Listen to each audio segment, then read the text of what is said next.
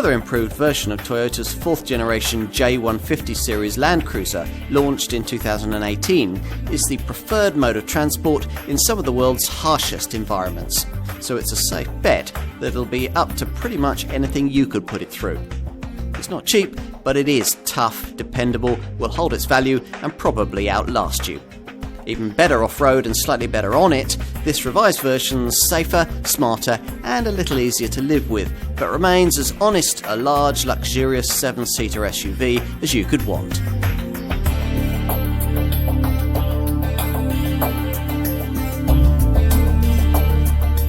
In an age of crossovers, soft roaders and various other permutations of pretend SUVs, it's refreshing once in a while to come across the real thing. And this is it, Toyota's Land Cruiser. The Land Cruiser model line goes back nearly 70 years to the BJ series model, a Willis Jeep-like design introduced by Toyota in 1951 and used by the military in the Korean War.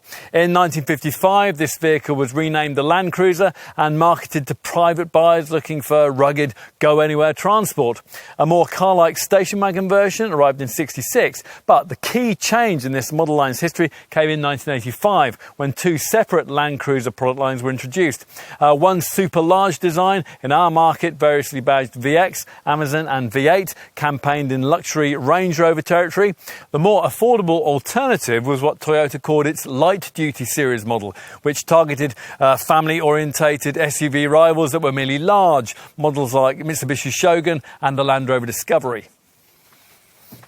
Now, the car we're looking at here is from that more accessible Land Cruiser light duty series bloodline, and it's badged the Prado in quite a few of the 190 countries in which it's sold around the world. Since the mid-80s, we've had J70, J90 and J120 series light duty Land Cruisers before this current 4th generation J150 design arrived in 2009. It was available in our market only with 3-litre 4-cylinder diesel power. In 2014, Toyota's importers decided to stop selling the bigger alternative V8 full luxury class Land Cruiser model in the UK, and so they pushed this light-duty series design a bit more upmarket with a facelift and an interior upgrade. Then in 2015, the 3-litre diesel engine made way for the slightly more efficient 2.8-litre unit that this SUV uses now. And finally, in early 2018, we got the further enhanced version of this Mark IV model that we're testing today, with its smarter looks, stronger standards of safety and interior improvements. As before, around the world, typical owners of this car could be anyone from a Kenyan safari guide to a Siberian mining contractor. And it's these people, rather than green-wedded housewives, that the rejuvenated Land Cruiser has been primarily created to suit. Hence its continued use of the kind of separate traditional ladder-framed chassis and live rear axle setup that more car-like European rivals long ago abandoned in search of tighter tarmac performance. Now that limits this big Toyota's market appeal, of course, but loyal customers won't care. They buy this car because it's tough, spacious, it'll go anywhere, and it'll probably outlive them. Could you justify one? Would you want to? Let's find out.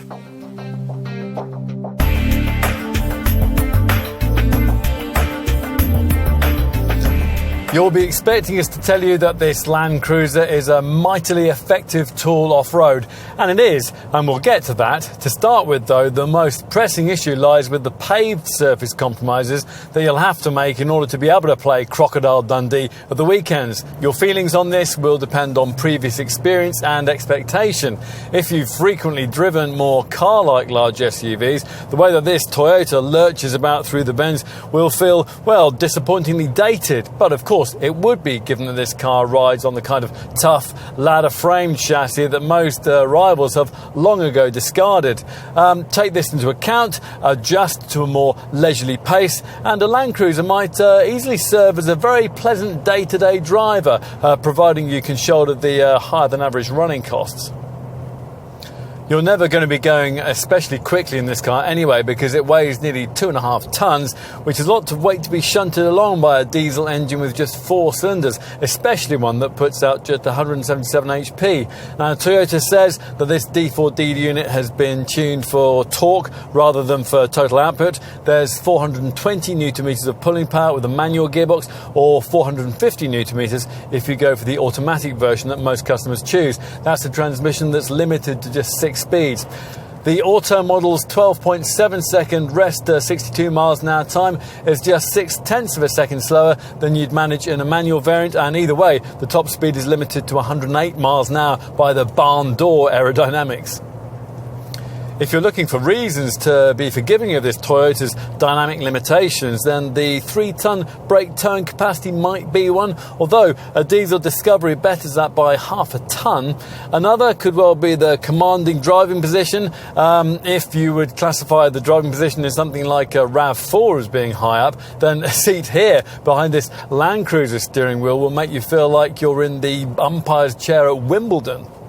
It's a place of high command from which you marshal an almost bewildering selection of knobs, buttons and screens and switches that can collectively combine either to ease your urban commute or drag you through a parched earth ravine in Death Valley, whichever is most appropriate.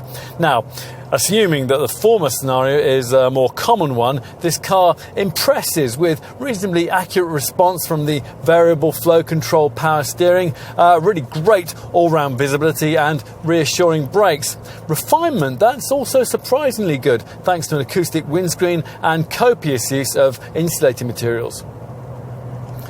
The ride's actually very good too, or at least it is on this top Invincible variant with its electronically modulated rear air suspension, which is there to address the rather unsettled low-speed ride you get on the lower range models. Now this offers 3 heights, normal, high or low, which you might want to manually select. Let's say the low setting to help passengers get in, or the high mode for a gnarly off-road trail. On the move on tarmac, you'll want to leave the speed-sensitive control to select the most appropriate setting for you based on the speed you're going. There is also auto leveling that adjusts the suspension to suit the load that you're carrying. On top of the air-sprung damping, this top model also gets a couple of other desirable additions. First up is the AVS, Adaptive Variable Suspension System. Now that can adjust the ride you get to suit the road you're on and the mood you're in. It works through a drive mode select system, which via Eco, Comfort, Normal, Sport S and Sport S Plus driving modes also adjust the steering feel, the gear shift timings and the throttle response. Almost as significant, though, is the effect that the high-tech KDSS, Kinetic Dynamic Suspension System, can make. Now this is one of those active anti-roll setups with active anti-roll bars that limit pitch not only from left to right but also from front to rear. Now that obviously helps through the turns, but cornering body roll must still be allowed for in advance, in much the same way as you have to really carefully plan overtaking manoeuvres to take account of the prodigious weight. And off-road, well, where do we start? As long as you can afford the priciest version, it's everything a Land Rover Discovery is, and then some. There's a proper range of off-road stats that most competitors can only wonder at. For the 5-door version of this car, these include an approach angle of 31 degrees, a departure angle of at least 26 degrees, and a ramp breakover angle of 22 degrees. You can drive this Land Cruiser at a scary maximum bank angle of up to 42 degrees, and at a maximum forward or reverse pitch angle of 40 degrees too. And you can wade through water up to 700 millimeters deep. Now, Discovery does offer you slightly more ride height and wading depth, but this Toyota just seems a tougher overall proposition, and you'd be more comfortable subjecting it to that sort of treatment. All models get a permanent four-wheel drive system, of course, with high and low range gearboxes that you swap between via this control dial located along with the centre differential locking switches on the centre console. Using these switches in combination lets the driver choose various off-road drive combinations. H4F and H4L are high ratio gearbox modes with the centre differential either free or locked. For gnarlier low ratio gearbox progress, the same applies for the alternative L4F and L4L settings. As usual with a Land Cruiser, a Torsen limited slip differential is also fitted, and that's able, as required, to apportion torque between the front and rear axles. In normal conditions, torque is split 40-60 front to rear, but the limited slip diff can automatically vary the ratio from 50-50 to approximately 30-70 in order to achieve the optimum distribution in any given driving situation. Those axles offer astonishing levels of articulation, allowing wheels to drop into huge ruts and dips. The underside of the vehicle has even been engineered so if you do get beyond the 215mm ground clearance and ground out, it'll slide over the surface rather than grind through it. And an ATRC active traction control system uses brake and engine control to maintain traction when you're pulling away on low grip surfaces. There's even clever sat-nav capability that can help you if you get lost in a field. It'll show you a fairy story style trail of where you've been so you can find your way home. Even more capability is possible if you can stretch to a Land Cruiser model that's fitted with the additional package of features, including what Toyota calls its off-road pack, which is standard on an Invincible variant like this one and optional at the Icon trim level. Now that Kinetic Dynamic Suspension System I just mentioned is one of those. The setup's designed to work in reverse off-road to offer maximum body movement and therefore to maximise grip. The off-road pack also includes an improved lockable rear differential. That's now with a 34% increase in torque capacity, and that's something that'll help you out if you're really stuck. Not that there's any excuse for getting stuck if you make proper use of the pack's multi-terrain select system, which can adjust the four-wheel drive dynamics to suit different types of terrain. There are now 5 different modes to choose from: mud and sand, loose rock, mogul, rock and dirt, and rock. Toyota's also added in a set and forget auto setting, which will make all the decisions for you. The pack also gives you a crawl control system, which enables your car to pick its way along at speeds of up to 3 miles an hour over almost any terrain you care to throw at it. All you need to do is steer. This replaces the more conventional hill start control and downhill assist control features which are fitted to the lower range Land Cruiser models. Now, if you do have a top Land Cruiser variant with that off-road pack fitted, if you're travelling off-piste, you won't even have to get out and inspect what you may be about to hit, thanks to 4 external cameras which feed pictures back to the fascia's central display screen here. They work underwater too. Should you lose track off-road of which way the wheels are pointing, and that's easy to do in glutinous mud, a screen in the instrument binnacle will show you via a tyre angle display, and also the same display takes care of body angle and off-road traction monitoring. In short, thanks to all those little additional features, that off-road pack is nice to have, but it merely embellishes the rugged core fundamentals that remain as strong as they've been since the mid-50s, when Toyota had the original BJ version of this model tackle Mount Fuji. It climbed higher than any vehicle ever had before it, and a legend was born. Toyota's model eases you smoothly over terrain you'd struggle to walk across, let alone glide through, with Radio 4 soothing you on the stereo. And that means that if you like the thought of commuting to Knightsbridge via Ben Nevis, a Land Cruiser remains a difficult proposition to ignore.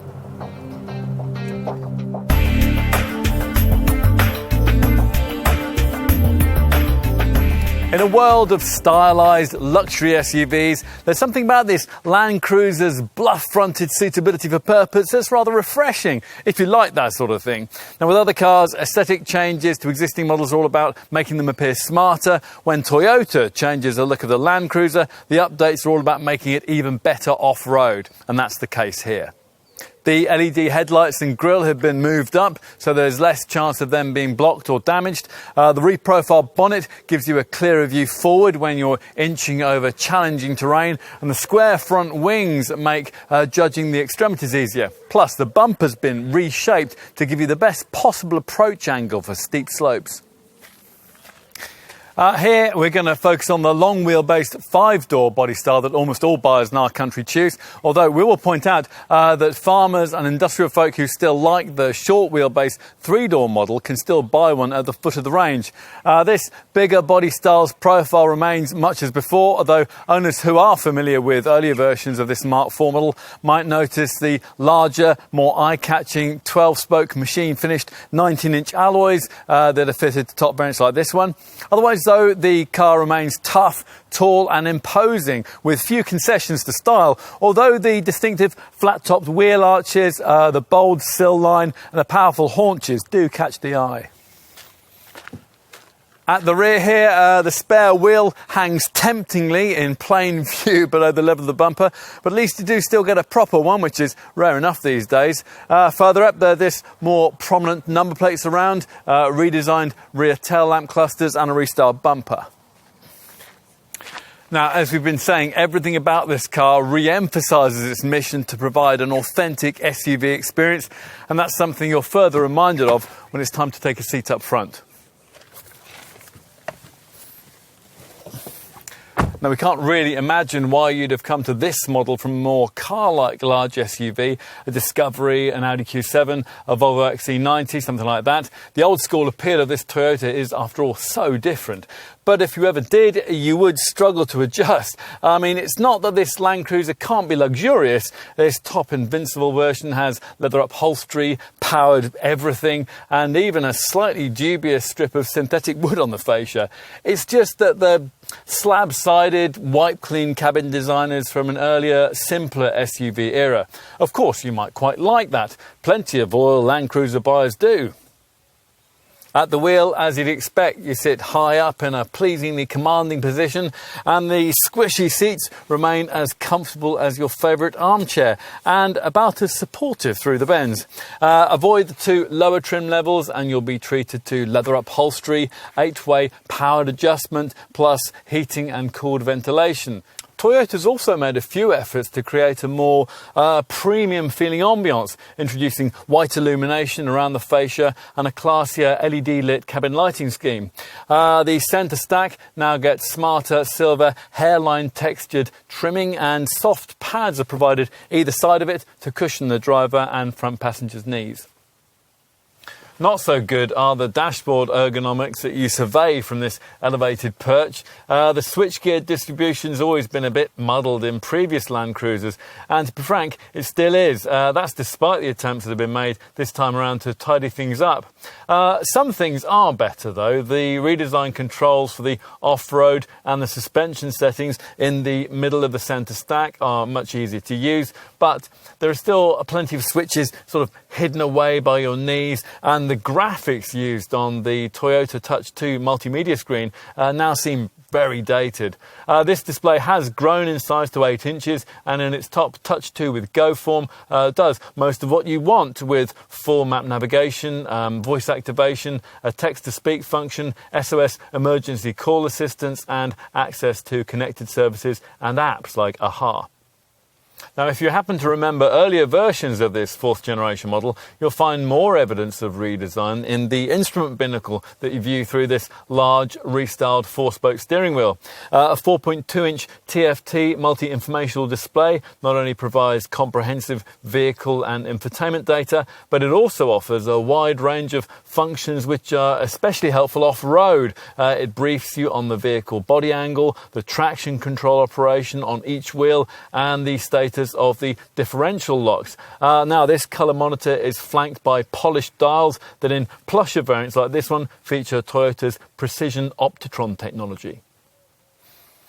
As for cabin storage, well, the door pockets are small, but the glove box is big. Plus, you get this large bin between the seats, which is refrigerated on this top Invincible variant. 2 silver-lidded cupboards are provided at the bottom of the centre stack. The lower one contains a pair of rather small cup holders. There's also this open compartment here behind the gear stick, which is presumably intended for your phone, because 12-volt USB and aux imports are all nearby.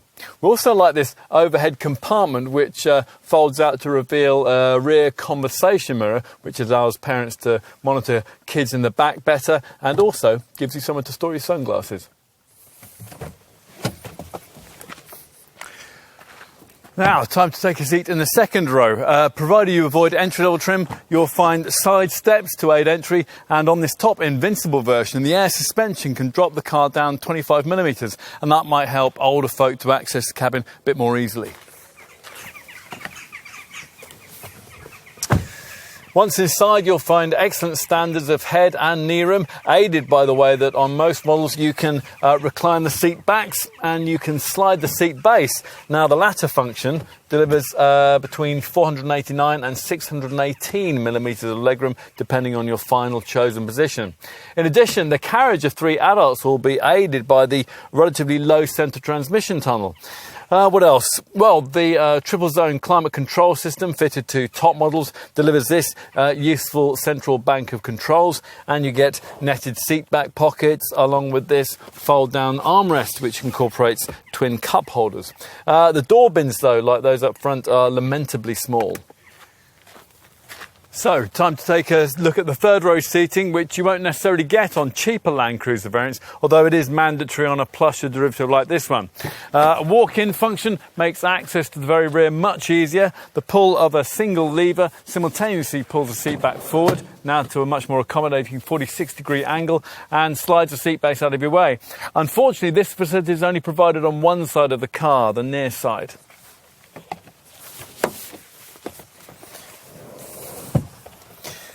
Once you get yourself back into this third row, you'll certainly find it better than the kids-only zone offered by most cars of this kind. And if you have second row passengers prepared to help out and slide forward a bit, you'll find that 2 adults could happily cope back here, provided they weren't too tall and the journey wasn't too long. That's also aided by the way that on the high-spec models, you can electrically recline the seats for even greater comfort. Cup holders and a power socket are provided too. So finally, let's examine your luggage capacity options, at which point you'll find yourself dealing with this Land Cruiser's most annoyingly distinctive design cue, this side-opening tailgate. It's a real pest in tight supermarket car parks. Now, true, to compensate, Toyota has provided an opening tailgate glass section, but getting your stuff in through the opening that creates is an awful lot of work because the window line's so high from the ground. Once you do get your stuff inside, you'll find nice little touches like this toolbox stowed in its own purpose-designed tailgate compartment on the left-hand side. There's another compartment just next to it that could take small items that you might want to keep out of sight.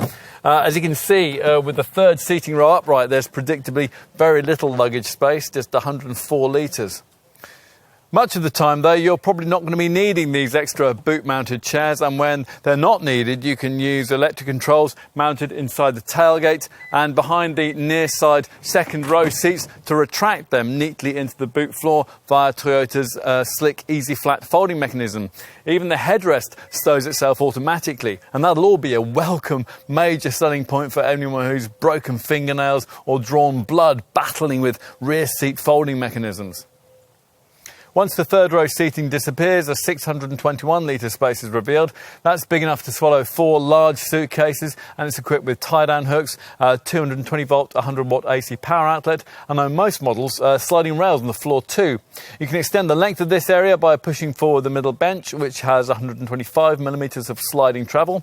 Because that bench has a 40-20-40 split, it's also possible to push through longer items like skis without completely retracting the second row backrest. If that's still not enough, then dropping forward that bench frees up 974 litres of total capacity. Now, that is less than you'll get with most rivals in this configuration, but it's probably as much as most families will actually need.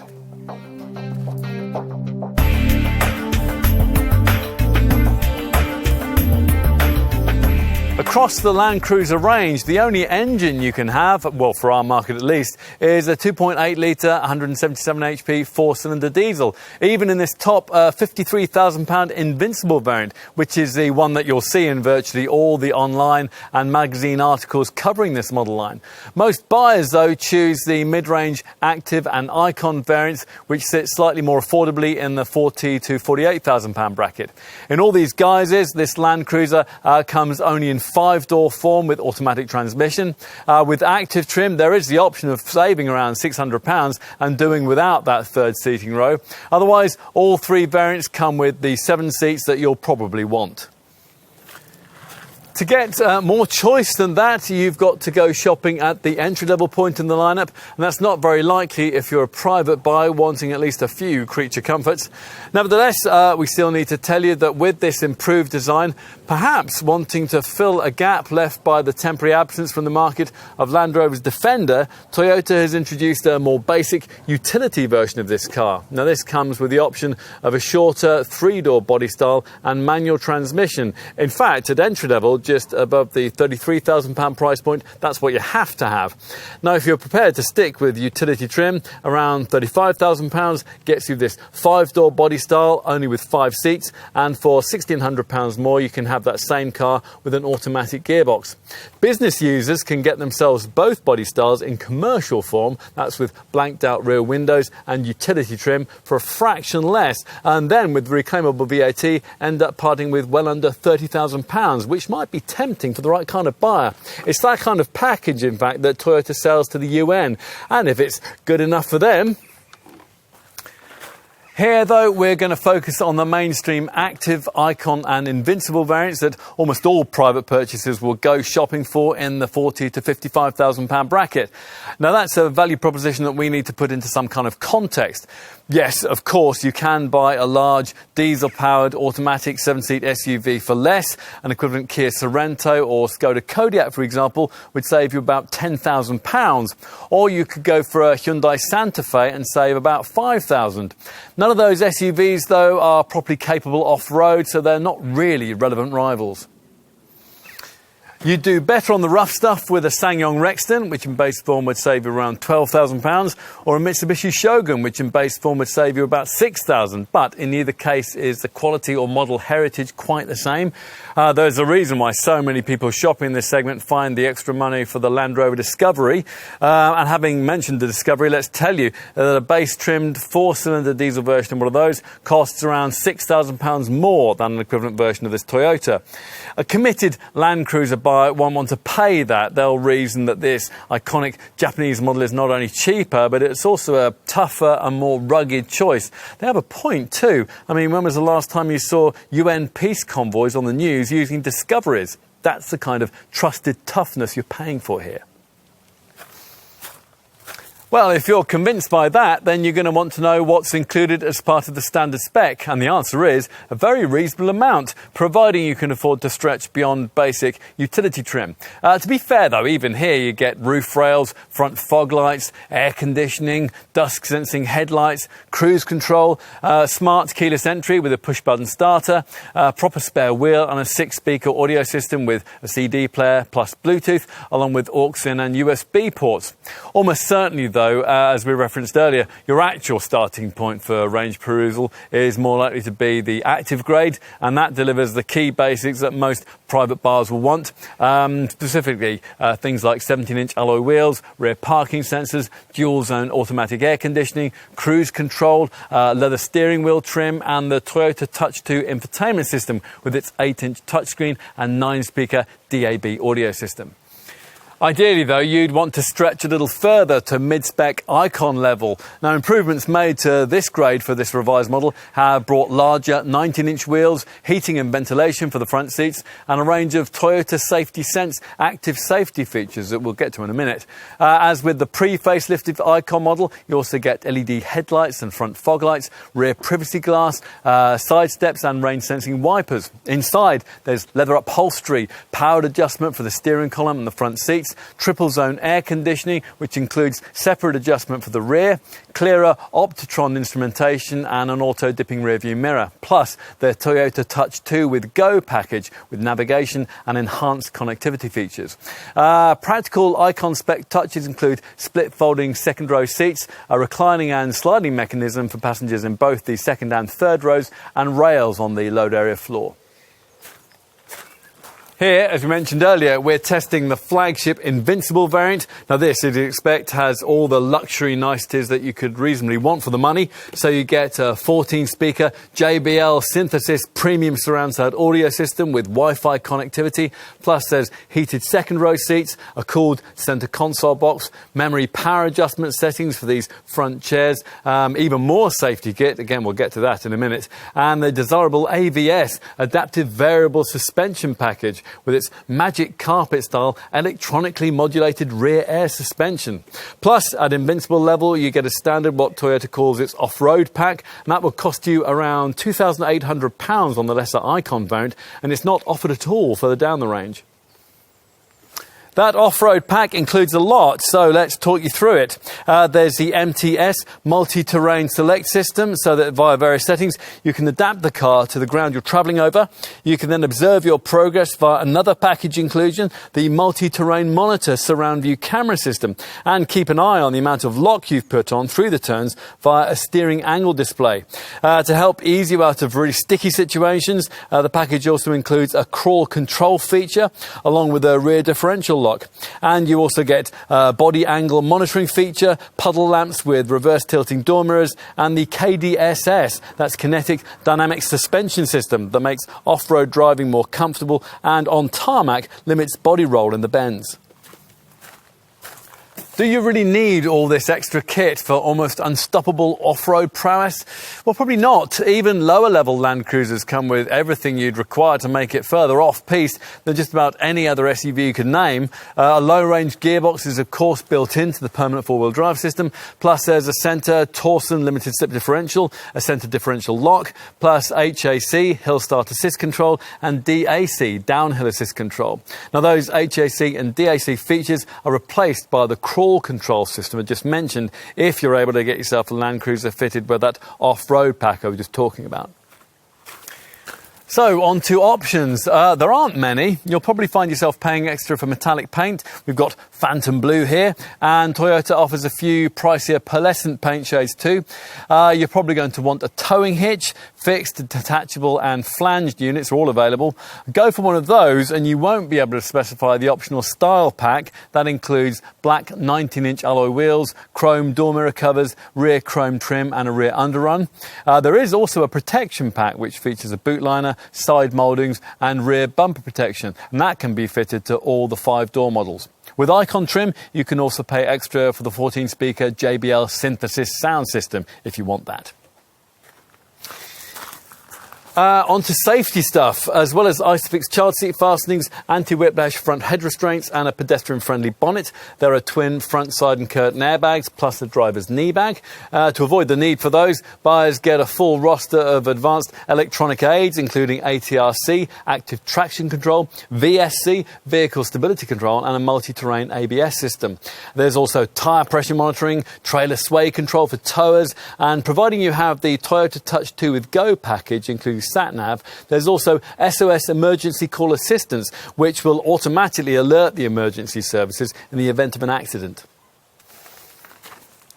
One of the key changes made to this revised model, though, has been the inclusion of a lot more camera-driven safety kit, courtesy of the Toyota Safety Sense package that's fitted to the top Icon and Invincible models. Now, unfortunately, this can't be specified as an option further down the range. Safety Sense gives you 6 key features, so let's talk you through them. As you'd expect in this day and age, one of these is an autonomous braking system. Now, Toyota calls theirs a pre-collision system, and it's one of those ones that scans the road ahead as you drive in search of potential collision hazards. If one's detected, you'll be warned. If you don't respond, or perhaps you aren't able to, then the brakes will automatically be applied to decrease the severity of any resulting accident. Now, this setup is also able to specifically identify people using a millimetre wave radar sensor, and it'll apply braking if a pedestrian is detected in front of the Land Cruiser at speeds above 3 miles an hour. The other 5 safety sense features can be quickly covered. Lane departure alert warns dozy drivers who've drifted out of their lane on the highway. Sway warning sounds an alert and displays a warning if steering input, lane positioning and vehicle sway suggest driver fatigue. Automatic high beam automatically dips your headlights at night. Adaptive cruise control, well, that automatically keeps you a safe distance behind the car in front on the highway. And road sign assist pictures road signs on the move and then displays them on the dash. Now, if you want to go further, the off-road pack, which, as we've said, is optional on the Icon model and standard on this top Invincible variant, will give you 2 further features. A blind spot monitor works on the move to stop you from dangerously pulling out to overtake in front of another car, and a rear cross traffic alert feature stops you from dangerously reversing out of a parking space into the flow of traffic.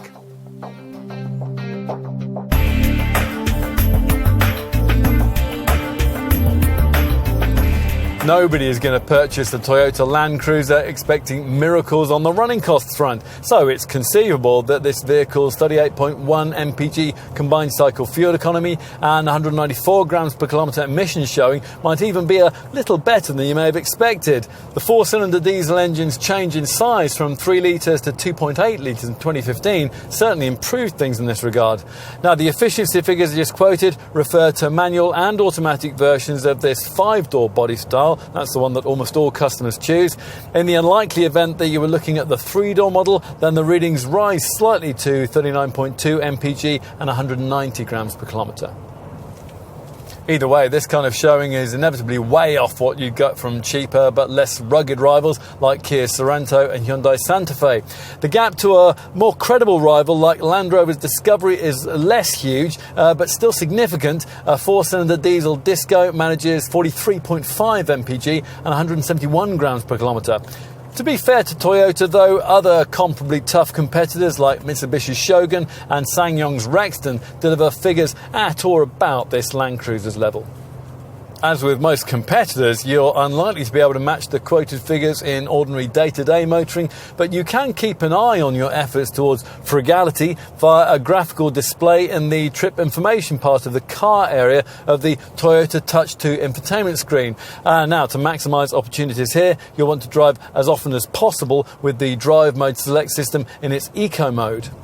Here, the engine output and the throttle openings are automatically modulated to optimise fuel efficiency, and the air conditioning system's output is tweaked. The CO2 showing means, of course, that this car will be expensive to tax, but at least residual values are and will stay very strong. Industry experts predict that you'll get 49.37% of your original purchase price back after the usual 3-year, 60,000 mile standard ownership period. That's thanks to the relatively low numbers sold, this car's bulletproof quality and its loyal following. Insurance groups are pitched at 35 for utility and active spec models, Group 33 for the Icon variant, and Group 34 for this Invincible derivative. As before, maintenance costs can be kept down thanks to a fixed price servicing plan, and there's a 5-year, 100,000 mile warranty, which compares very favourably with the 3-year, 60,000 mile cover, which is offered by most rivals. Better still, if ownership history of cars from this model line is anything to go by, you'll almost certainly never need it.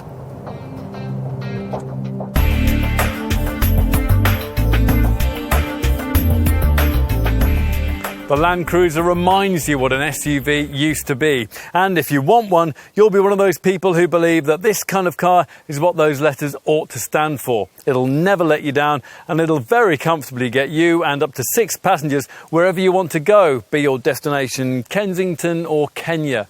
Such has always been the appeal of this Toyota. But is that appeal broad enough? In recent times, Toyota has tried to widen it by developing the Land Cruiser into a vehicle that can now blend a little more comfort with its capability, yet still one that's eminently suited to the many third world users who wouldn't be seen dead driving anything else. Don't get us wrong, if your ownership objectives lie purely in tarmac territory, there are many better large SUVs you could choose. But if you want to combine paid service use with occasional visits to the wilderness, or if you just like the thought of being able to do so, it's hard to think of any other vehicle that we'd prefer over this one. You just need to be able to justify it. As part of that process, the updates that we've been looking at here, the smarter styling, the upgraded safety, the relatively spacious third-row seating layout will all certainly help.